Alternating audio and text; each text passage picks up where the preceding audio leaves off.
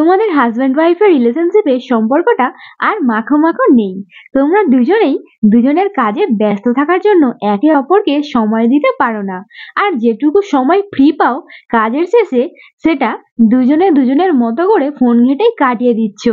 তুমি ব্যাপারটা ফিল করছো, তোমার পার্টনারকে বলছো এ ব্যাপারে, বাট সে তোমার কথার কোনো গুরুত্বই বুঝতে চাইছে না। তো কি করবে এরকম হলে তোমার সাথে? দেখো, বর্তমান যুগে কিন্তু হাজবেন্ডের সাথে সাথে ওয়াইফও একটা জব করবে, এটা একটা কমন ব্যাপার। আর যারা ওয়ার্কিং উম্যান হয় তারা কিন্তু বাইরে যেমন তাদের কর্মদক্ষতা দেখায়, ঘরেও কিন্তু তাদের সমানভাবে ব্যস্ততার মধ্যে কাটাতে হয়।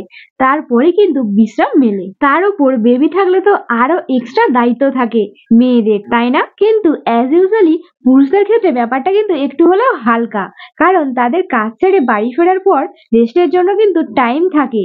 এমনটা হয় না যে কাজ থেকে এসে সবার জন্য খাবার বানাতে হয় কোনো পুরুষ মানুষকে, বাসন মাজতে হয়, এটা তো হয় না, তাই না? তো স্বাভাবিকভাবেই পুরুষ মানুষরা তাদের ফ্রি টাইমে ফোন ঘাটাঘাটি করে আরাম নেয় যথেষ্ট পরিমাণে। কিন্তু বিষয়টা যদি এরকম দাঁড়ায় যে হাজব্যান্ড কাজ থেকে বাড়ি ফিরে খাওয়া দাওয়া কমপ্লিট করে ফোন নিয়ে বসে পড়লো আর দেন ঘুম, তাহলে তো সেই লাইফস্টাইলটা যে বিয়ের আগের মতো স্পেন্ড করছে, তাই না? আর সেক্ষেত্রে দেখতে গেলে যে মেয়েটি তার স্ত্রী, সে শুধুমাত্র জব করছে বলে বা সর্বোপরি বিয়ে করেছে বলে সেই শর্তে গাধার মতো শ্বশুর বাড়ি সব দায়িত্ব পালন করে যাবে, সবাইকে টাইম মতো খাইয়ে যাবে, সংসারের সব কাজ করে যাবে, সেটা তো হয় না, তাই না? কারণ দিনের শেষে সেও তো তার কাছের মানুষের একটু ভালোবাসা এক্সপেক্ট করে, তাই না? আর একটা পুরুষ মানুষ যদি তার স্ত্রীকে সত্যি সত্যি ভালোবাসে, তবে দিনের শেষে সে চেষ্টা করবে কোনো না কোনো ভাবে তার স্ত্রীকে সময় দেওয়ার। আর এই দাবিটা কিন্তু ন্যায়সঙ্গত, কারণ স্বামী স্ত্রী কিন্তু উভয়কে ভালোবেসে একে অপরের সাথে কাঁধে কাঁধ মিলিয়ে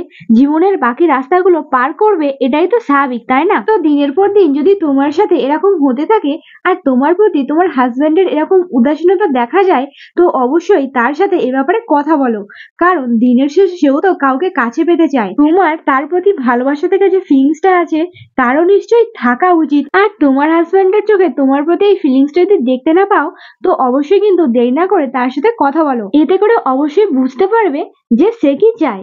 আসলে আমাদের মেয়েদের জীবনটা তখনই মূল্যহীন হতে শুরু করে যখন আমরা নিজের থেকে কাউকে বেশি গুরুত্ব দিতে শুরু করি, আর নিজের অজান্তেই এইভাবে নিজেকে সস্তা বানিয়ে ফেলি আমাদের পছন্দের ভালোবাসার মানুষের কাছেই। দেখো, সময়ের সাথে সাথে কিন্তু সংসার জীবনে দায়িত্ব বাড়বে, কিন্তু স্বামী স্ত্রী উভয়ের উচিত একে অপরকে সময় দিয়ে, ভালোবাসা দিয়ে, সহযোগিতা করে সম্পর্ককে এগিয়ে নিয়ে যাওয়া, নিজের মতো করে ব্যস্ত থাকা নয়।